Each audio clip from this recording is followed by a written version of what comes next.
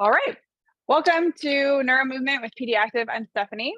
And we have been doing work the last, I think, 5 or 6 weeks on pattern movement interventions and sensory nervous system interventions to help with gait.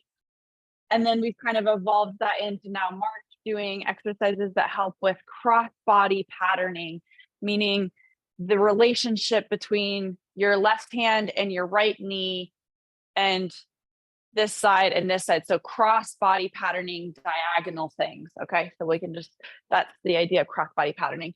And we've looked at the influence of some of those cross body patterns in movements, creating like a physical connection, some interventions with like eyes moving across the body and how that helps with gait. Today, we're going to see how some of those interventions help with handwriting. There's a lot of research that shows things like crawling and the way your eyes move and the way your shoulder is stabilized in its socket, how that influences handwriting and reading. And a lot of the research has been done on like infants with motor development challenges. Like if they did not crawl, do they have challenges with reading later on? Kind of those things. It's kind of interesting. So you're going to need your piece of paper folded into 6 sections. I labeled mine just so you know, but we're going to work with just this top one first. So before class is going to be sort of this top row. On the left side, so the top left grid, I want you to write your full name, first, middle, and last name 5 times.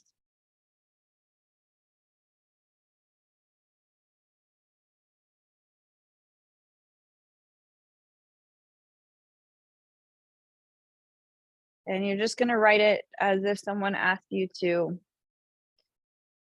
like print your name on a document or whatever. It's not really a artistic thing.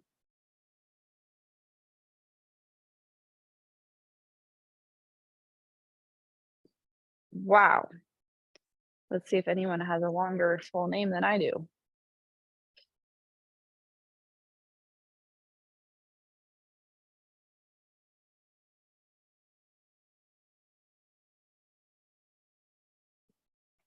Great. And then, good morning, Carrie. Grab a piece of paper, Carrie, and a pen. We're getting started.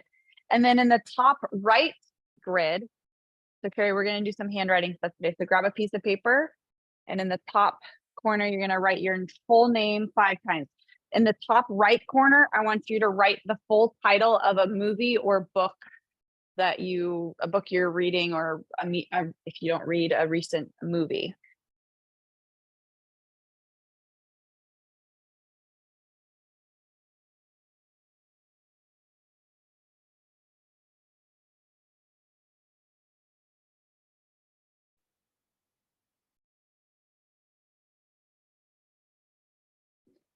And try to keep it on one line.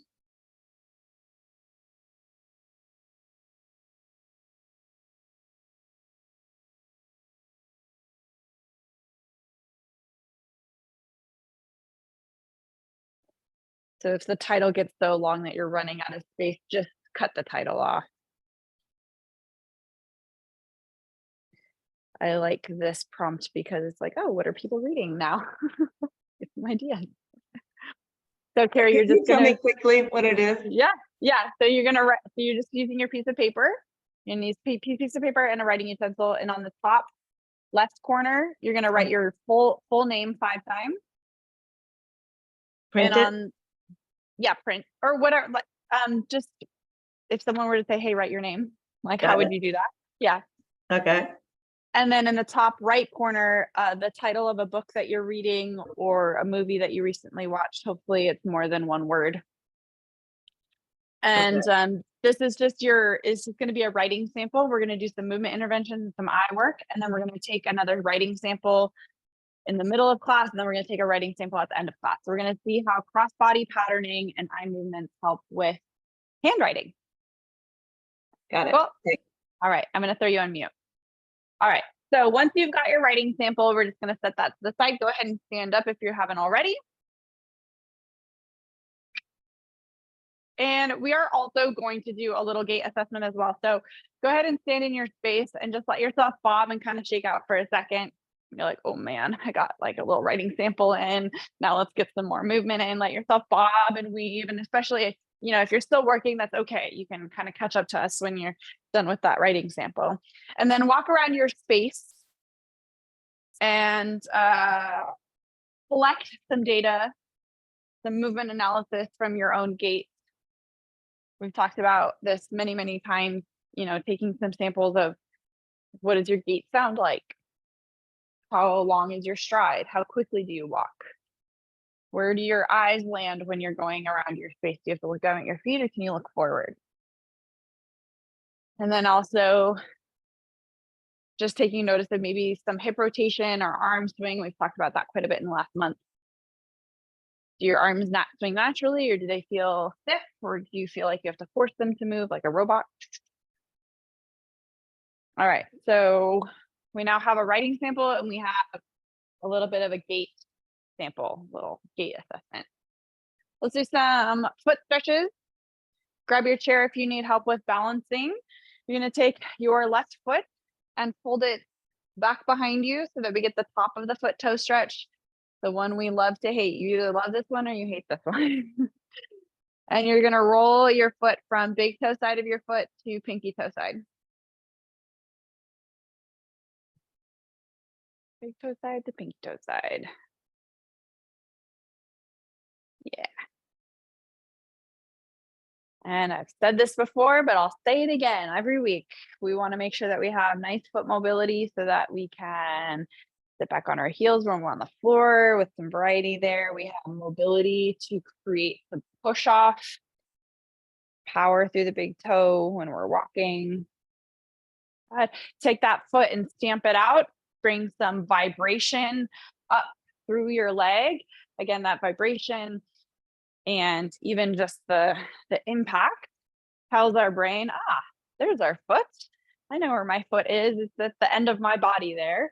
And so then anytime that we're doing movement and we think about our foot, we can just sort of trust that anything in between our brain and our foot is being integrated into the exercise. Okay. Same thing on the other side. We're going to bring that foot back. So you're stretching the top of your foot and roll from side to side. And specifically today with the handwriting, we're going to do a little bit more hand stuff too, hand and wrist. With that same kind of idea that when we are more aware of our hands, we can assume that when we're more aware of and, cueing and doing things with our hand, we can assume that anything between our hands and our brain is being integrated in that. Cool. And then shake out that foot. Go ahead and stomp through the ground there. Again, vibration up through your bone, giving your body some awareness of your lower limb. Good. Amazing. And then rest. We are going to take that chair and take a seat on the chair. Just do a few things here with our eyes and neck and hands. We're going to now take that stretch with the back of the neck. We've done this a few times. So you're going to take your left hand, the finger pads of your left hand are going to reach across and behind. Okay. If you don't have the shoulder mobility, just reach as far as you can. You're going to grab the skin right underneath your earlobe and traction that skin. So you're going to pull across the back of your hairline as your eyeballs are going to your left elbow and your head is turning towards your left elbow. And then once you sort of run out of space, you'll reset. Fingers will slide across the hairline again and then pull across. So Kenlyn, start on the other side. Yeah, start on the far side and then you're pulling, call it a rock climber grip. You know how they grip with like this, and then you're just pulling across this way. Eyeballs and head are going to turn to the left elbow as you are tractioning across the back of your hairline. Yep. We're going to do that 2 more times, 4 times total.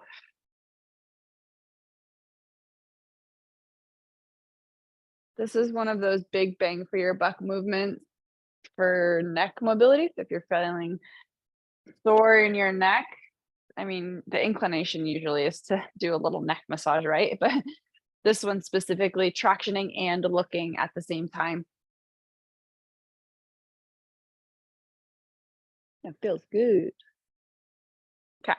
And then we'll kind of just shake out that shoulder in case you got some nerve stuff going on there. Same thing on the other side. Fingertips, reach behind as far as you can go. Maybe it goes to the earlobe on the other side, pulling across the hairline. Eyeballs and head turn to the right elbow as you peel across.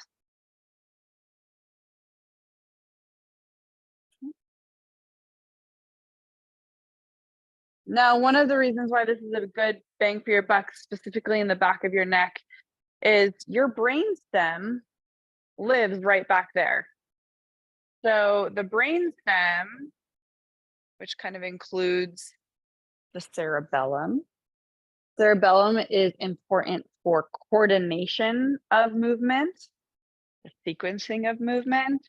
And the brain stem is responsible for a lot of our autonomic functions. So things like temperature regulation, blood pressure, breathing, what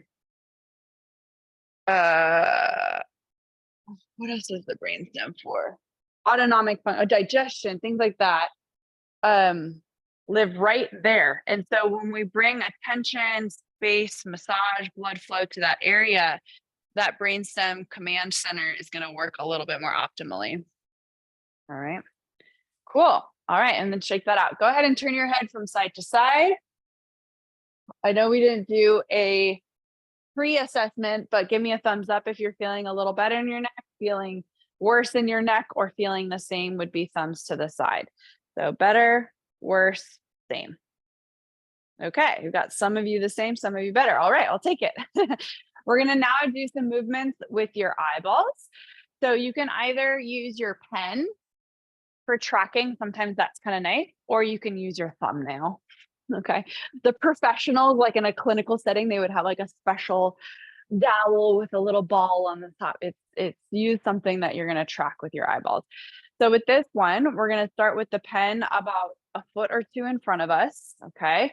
And we're going to bring the pen up high so that our eyeballs have to travel. I'm going to come a little closer. We're going to zoom in case you need to see my eyeballs for an example. So our eyeballs are going to travel to the upper space in our eyeball socket. It's like the eyeballs going up, okay? Keep in mind, it's going to be tempting to maybe lift your chin or maybe even lift your chest up to follow the pen. I want eyeball movement strictly.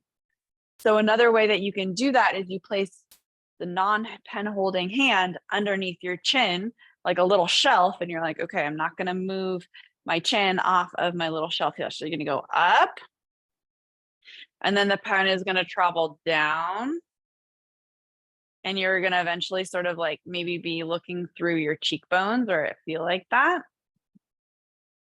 And make sure that you're following that pen through space. It's pretty predictable where that pen is going. You're the one moving the pen. And so your brain could probably go, oh, I know it's going up, so I'm just going to like skip my eyes to the top of that. No, I want you to track.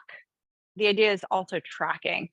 So tracking the pen through space and pulling your eyeballs to the biggest range of motion that you can possibly go. And if you feel eye strain, that's totally normal. You have muscles in your eyeballs, eyeball sockets. They actually kind of look like your shoulder rotator cuff, if you've ever heard that term before.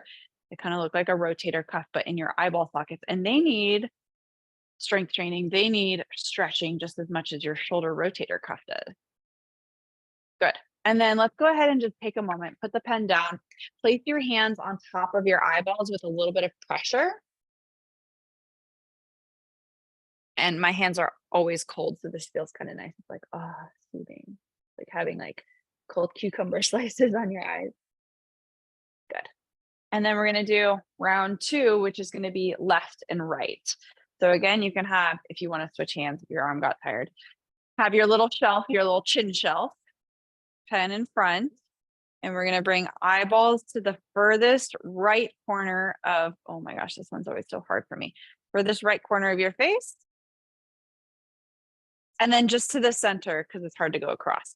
So we're just going to go, excuse me, this is my right, but your left. So just go one direction out to the side and then tracking to the center. And you're going to do 6 or 7 on one side, and then you'll switch to do 6 or 7 on the other side.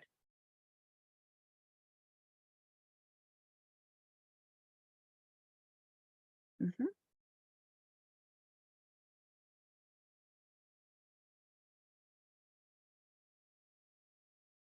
Yep. And don't wait for me to switch. So you're just going to switch when you've done about 6 or 7 passes. Take your time. It shouldn't be fast. I want you to pull your eyeballs as far as you can go and still track.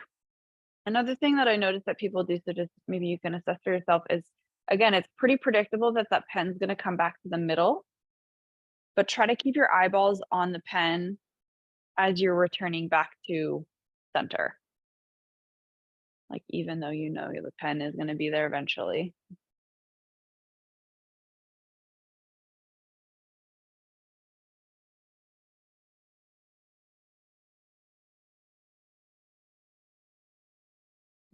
Last maybe 1 or 2.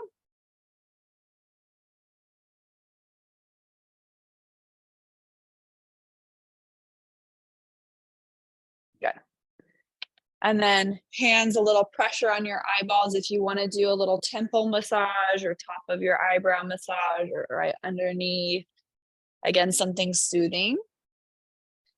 If you have eye strain, that's totally normal, and actually that's a positive thing. That tells me that you're really pushing the limits of the range of motion in your eyeballs. And I should also say this, I always get the question of, but I wear glasses.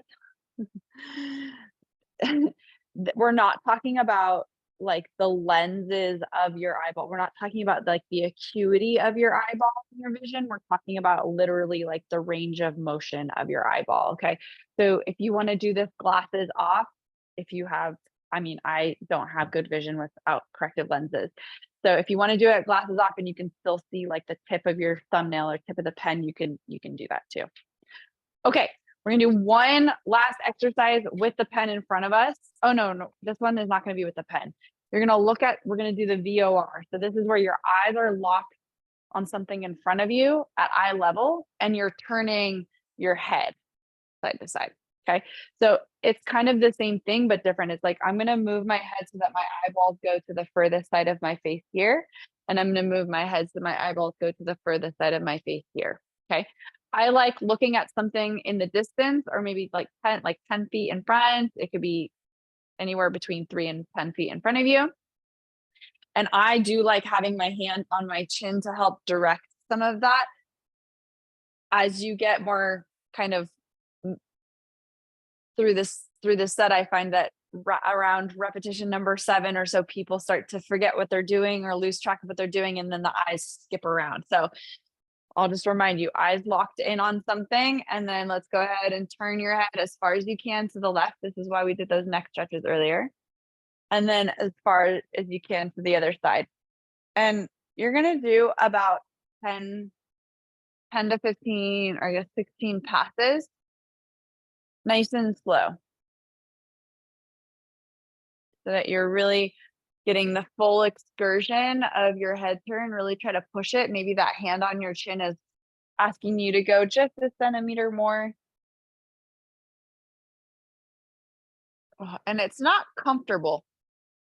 You get to that end range and you're like, ugh, I don't really like being here very long, but I'm going to take a breath and tough it out. When you start working with nervous system work like this, with the eyes and the nerves and in your body, literally like the nerves in your arms and legs and hips and back, get a little feisty. I call it a little spiciness with that nerve work. Okay, 1 or 2 more times. And then do your cold cucumbers or eye squish or temple massage.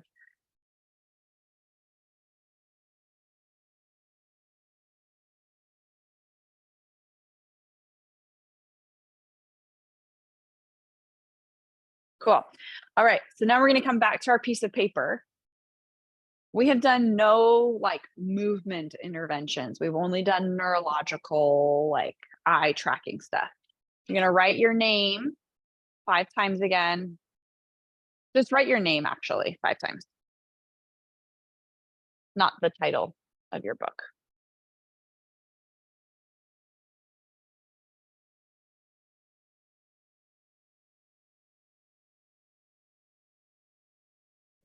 Don't think about it too hard.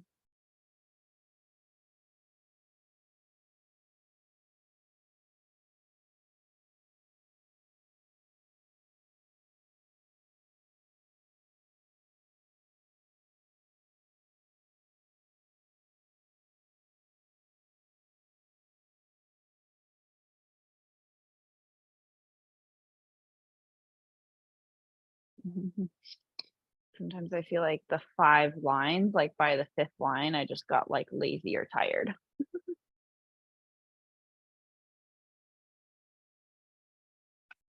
Okay, and then after you've written your name a few times, take a look at your piece of paper. And again, here's some like assessment of the differences between your first writing sample and your writing sample right now. You're going to look at general quality. So like, are you more legible? What about consistency? Are you more consistent between your 5 lines than the one prior? And what I'm finding specifically with mine is spacing. Like my first writing sample, I had like a little bit of space between the lines and then big space, and it was like just kind of inconsistent there. My second writing sample was like a lot tighter and just more consistent. Okay. So give me a thumbs up if you felt like at least one of those parameters improved. Thumbs down if it got worse, and oh, it got worse, Janet. Then sideways if you felt like it was pretty much the same. Okay, pretty much the same, and some of you got better. Awesome. Okay, so that tells us maybe some of the neurological stuff worked for some of you, and for the others of you, maybe we need a different intervention. This is why I call it an experiment, because we're like testing hypotheses and all that kind of stuff. I don't know how many of you are scientists. All right, so we're going to go ahead and come down onto the ground now. So making your way to the floor. And we're going to do some now movements that are cross-body patterning. Like I mentioned, crawling, cross-body connections, things of that sort. All right, so we're going to start on the ground. If you get here early, we can just start with one of my favorites, where we have the feet wide on the mat and letting your knees go side to side.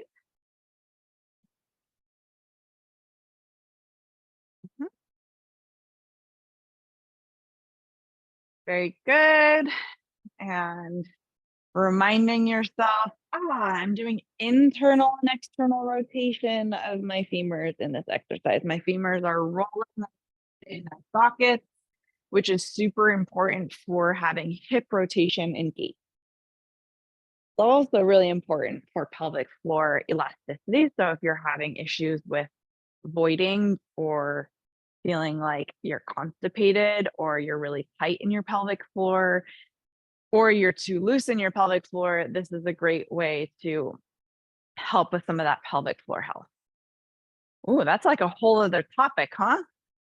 All right, so we're going to go ahead and bring your feet underneath you. Hands are going to come into your pelvis, the front part of your pelvis, for some sensory feedback. Your elbows can stay on the ground. We're going to rock the pubic bone towards the nose.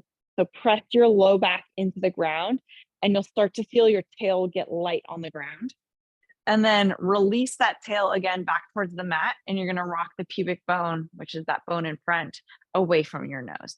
So pulling the pubic bone towards your nose and then rocking it away from your nose. Another way to say that same thing is pressing your low back into the ground and then arching your low back off of the ground. Okay, in some ways. Now we're going to take that a little bit further, and we're going to start to peel our spine up and come into a bridge. So starting with squishing your low back into the mat, you'll start to press through your feet, and you're going to start to bring the hips up towards the ceiling, standing on the tops of your shoulders. We're going to reverse that in the same way. So articulating from the spine, letting the mid back come down first,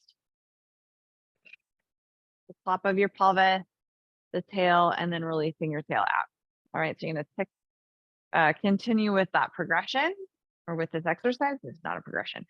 Continue with the exercise of rolling the hips up into your high bridge and then rolling them down sequentially, taking time to allow each of your spine vertebrae its own sort of superstar moment of where it touches the mat, one vertebrae at a time. A lot of times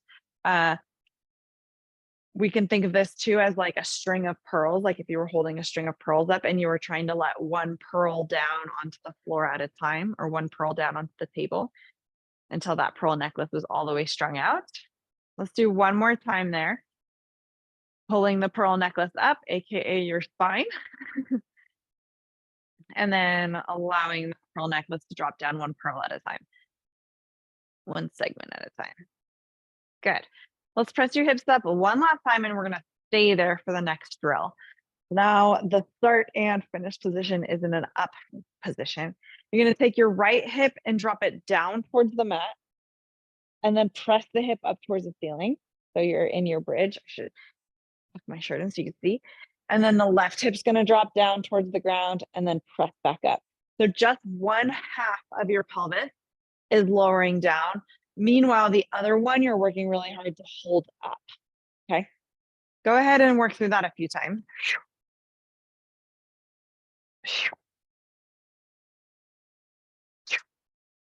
We're going to go for 3 more, 2 more, and last one. And then articulate down, nice and slow. Love it. We're going to bring your right leg into tabletop, dorsiflex your foot. Your left hand is going to touch and put some pressure on your thigh. We did this a couple weeks ago. So you have now left hand on top of your thigh, right leg in tabletop. Between those two limbs, you're pulling your knee into your hand and you're pushing out into your knee, which is creating some work in your hip flexor and a little bit in your core, I hope. Reset those limbs back down on the ground. Same thing on the other side, cross-body connection. So left leg in tabletop, right hand on your thigh, push, pull, all the things.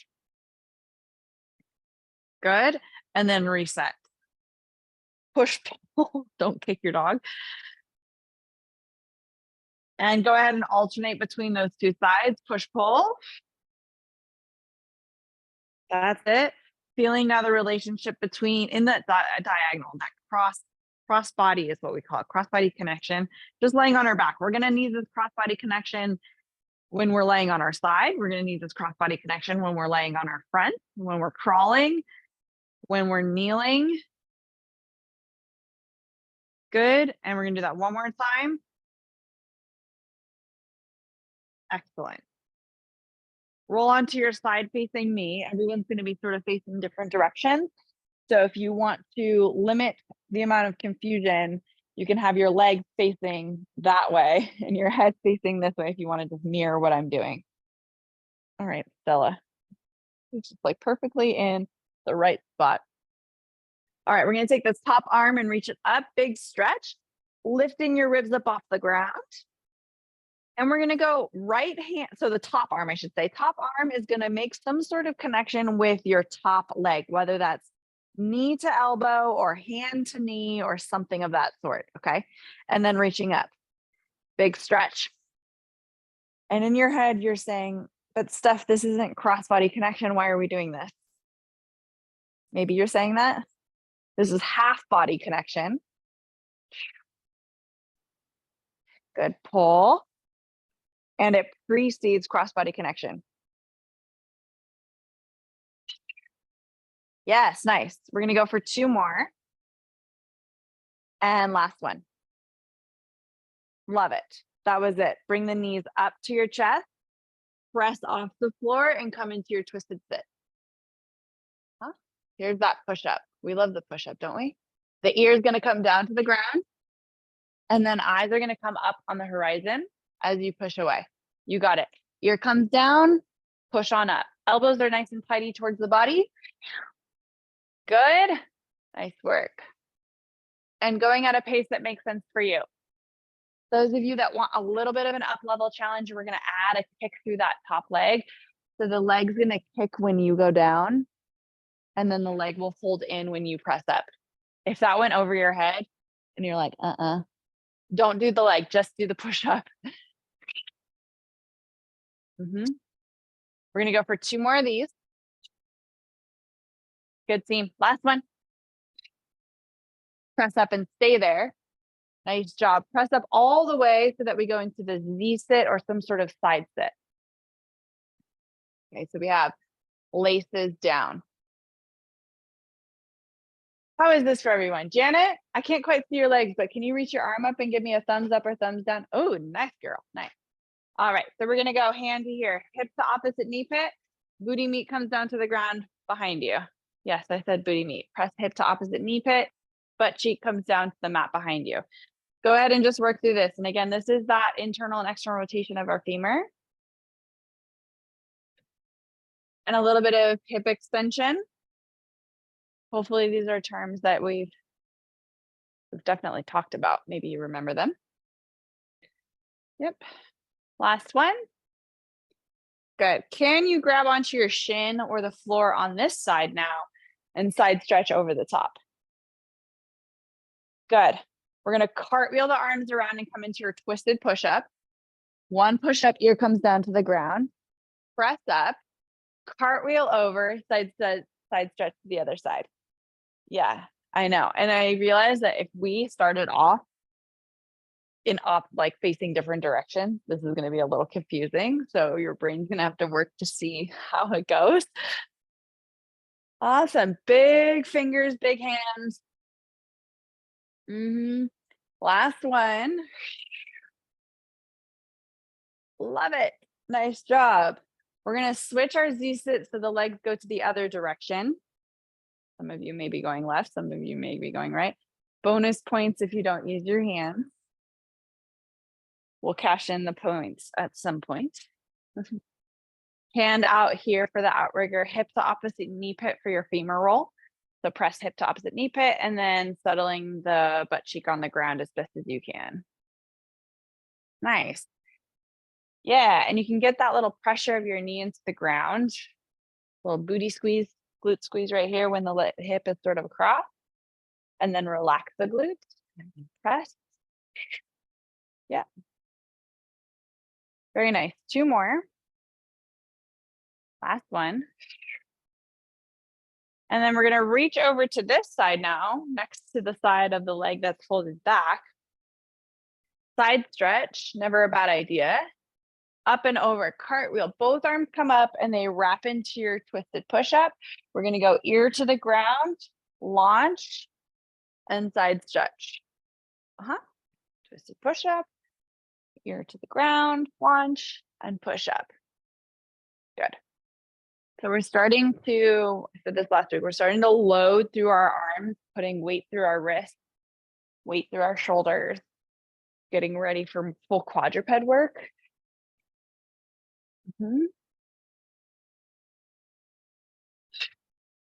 Last 2.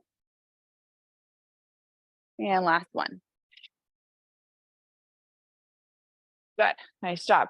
We're going to slide all the way out onto your side. I'm mixing up the order a little bit. It's okay. We'll get it all in at some point. Legs out underneath you. Top arm reaches. Lifting the rib cage. Elbow to knee or hand to knee. Make some sort of relationship in your half body. And pull. Good.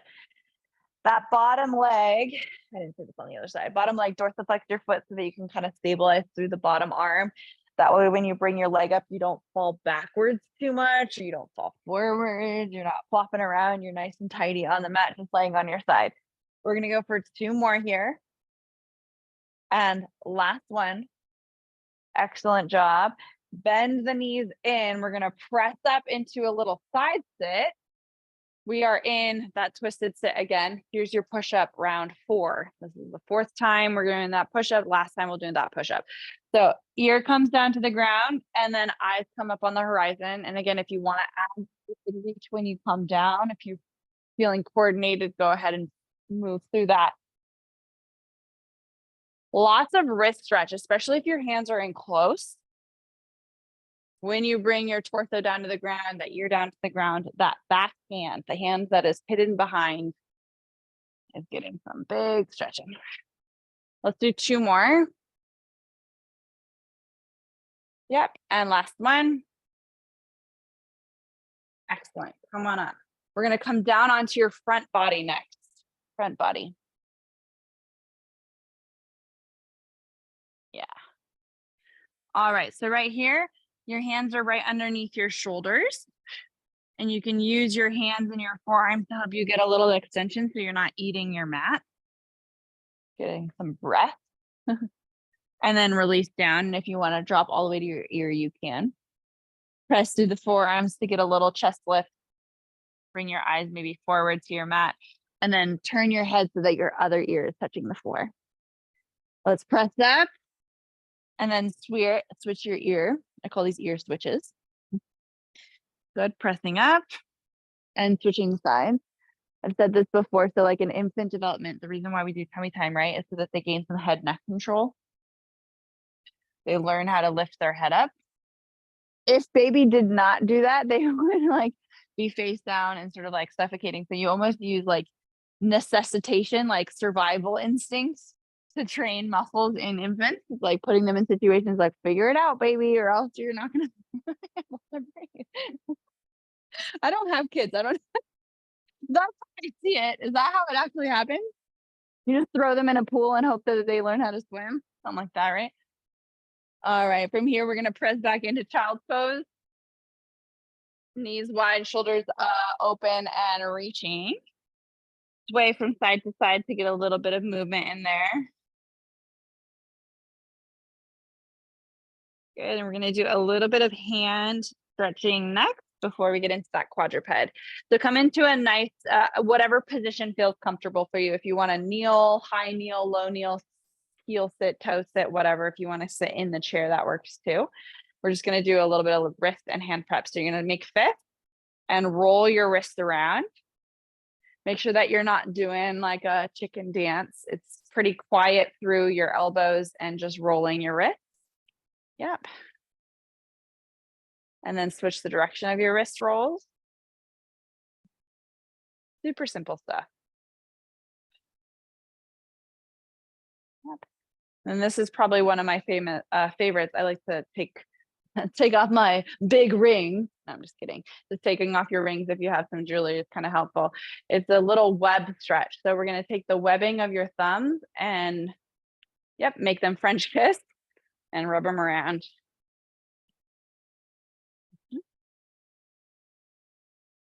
And then you're going to make the peace sign or bunny ears and bring those 2 webs together.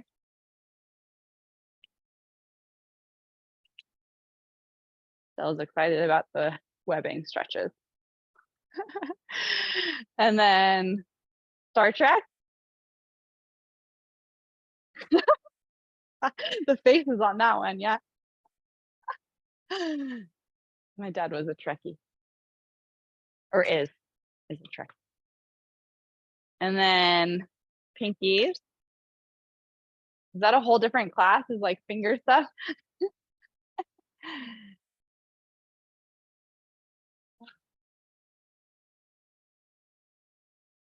Good.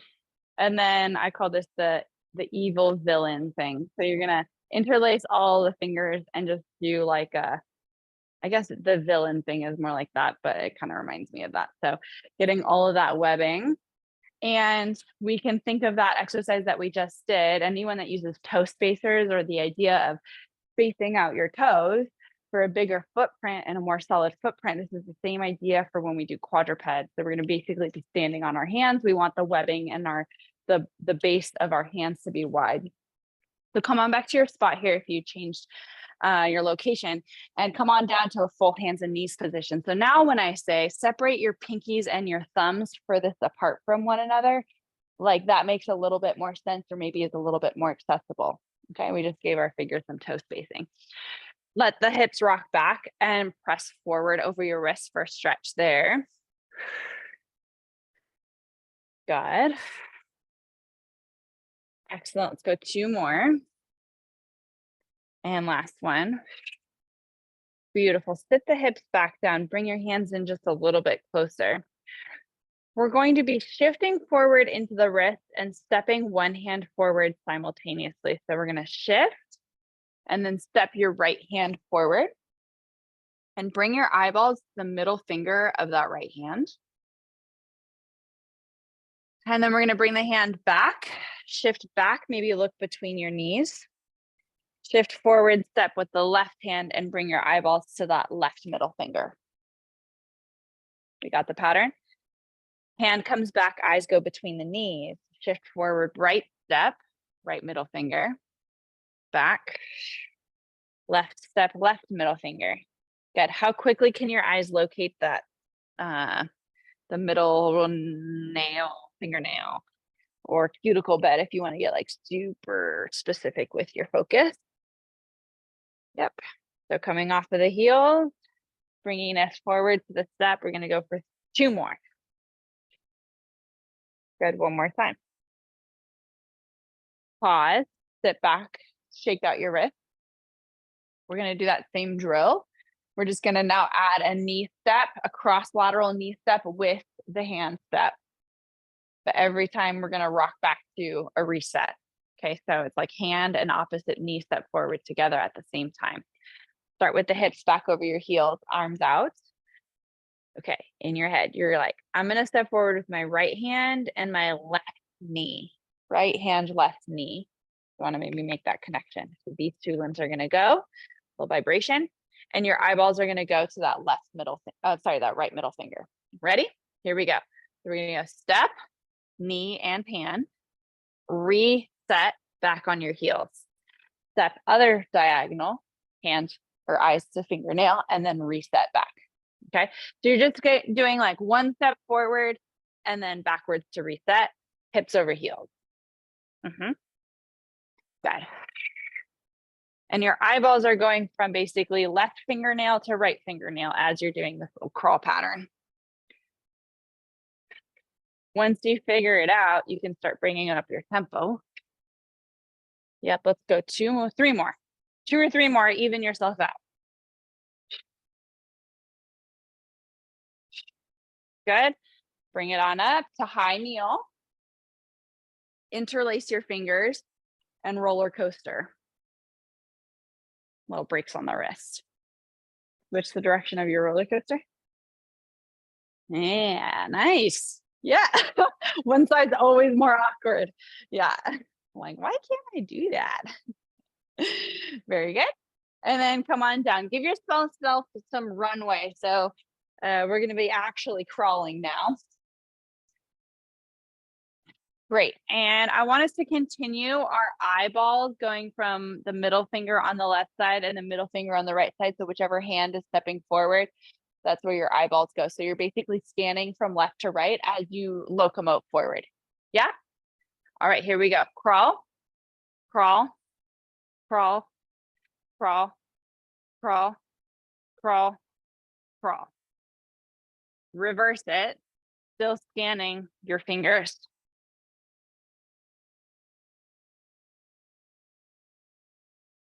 Yeah. Good. Again. Same thing.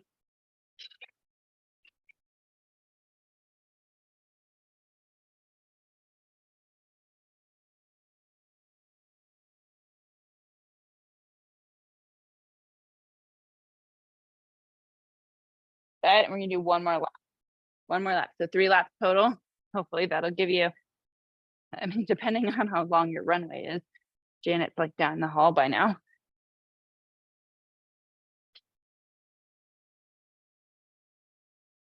And effects make everything better.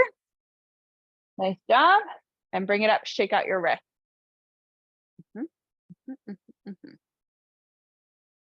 How are we doing? Good? We're gonna do cat stretch on the ground on our knees, and then we're gonna do standing roll down as well. If you don't know what that is, it's okay. I'm gonna take you through it, but just for a heads up for those that do. Bring your knees roughly together. So we have a nice midline connection. I haven't talked a lot about midline connection and convergence with our eyes, meaning like eyeballs coming to the center. That does have a big component on being able to read and focus on an object. So I'm kind of introducing little inklings of it here. Maybe that'll be another topic that we explore together. So legs together, moral of that story, legs together, midline connection. So squeezing to the midline. Arms are going to come up as high as you can over towards your ears. And we're going to shrug the shoulders up, reach the arms to the other side of your mat or the other side of your room. And then bring the fingertips down to the floor, but don't put a lot of weight through them. So your basically arms are out. And I want you to imagine that you're a snapshot in time of a big ocean wave just about to crash into itself. Okay, so you've created this dome in your upper back and your mid back. And again, you're like kind of creating this tunnel. And then as you come up, you're basically rewinding that tape. So you're going to go up, or rewinding the video of the wave crashing down on itself, and you're bringing yourself back up to standing.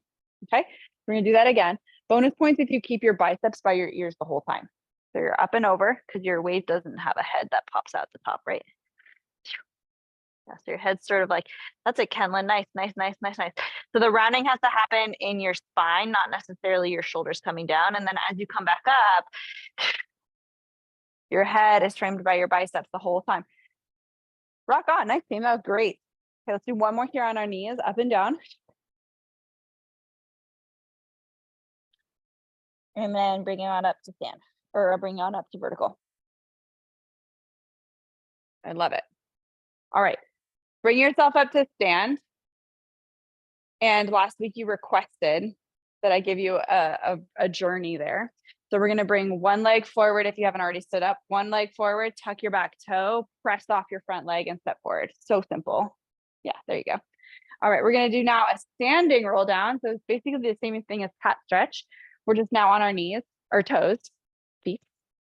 I will say, if you know yourself to stumble backwards, maybe do this with a wall behind you or a couch behind you.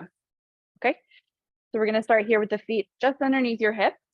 You have a little bit of a midline connection. Arms are going to come up towards the ceiling, and it's the same rules that we had before. Biceps framing your ears, and you're a big ocean wave. You're going to reach out to the other end of your mat. Weight is probably going to shift forward into your toes. You can bend your knees if you need to, but try not to put weight through your fingertips. They're just going to basically touch the floor, hover above the floor. Take an inhale and then exhale, push through those big toes to help you round your spine, pulling yourself back up. You're rewinding the video of the wave crashing over. And again, biceps framing your ears the whole time. Excellent. So this is called a standing roll down in Pilates. So it's different than a forward fold in yoga. We go up and over. Forward fold would be a little bit more hingy, maybe a little things is like really holding your abdominals in the front for that wave shape, and then bringing yourself upright. Good. We're gonna do that one more time. Up, reach over the top of that big imaginary beach ball in front of you, or that ocean wave, and then pulling your hips underneath you to bring yourself upright again. Excellent. That was a really fast class, wasn't it? We're going to walk around the space and do another assessment of your gait. Maybe just a quick assessment, asking yourself about like sound of your gait, stride, speed. Where do your eyes feel like they need to go? Do you have arm swing? Do you have hip rotation? How does it feel? Didn't you look like you're walking fast? Yeah. Just how does it feel generally? Okay. That was like the gait thing. Now come on back to your piece of paper. And we're going to write your name 5 times and the title 5 times. I didn't end up doing like a box number 4. So we're just in box number 5 and 6 at the very bottom. Name and title. And this is where it's like at the end of class, I don't know, like, are you more connected or are you tired? That's why I wanted to do a pit stop at the beginning, or sorry, in the middle. Because some of you have told me, wow, I get really tired at this in this class, and that can make your handwriting kind of shaky too.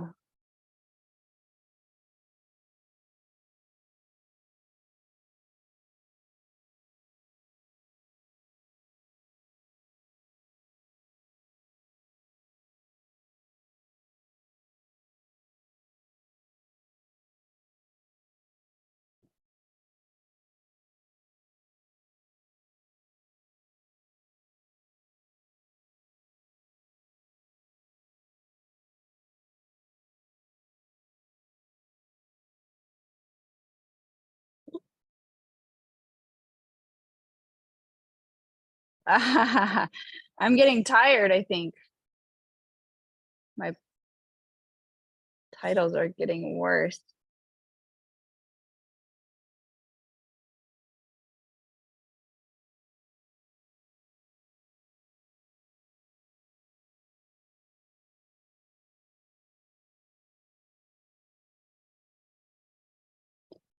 I also look at like, sometimes my Y's are curly and sometimes they're just like thick straight.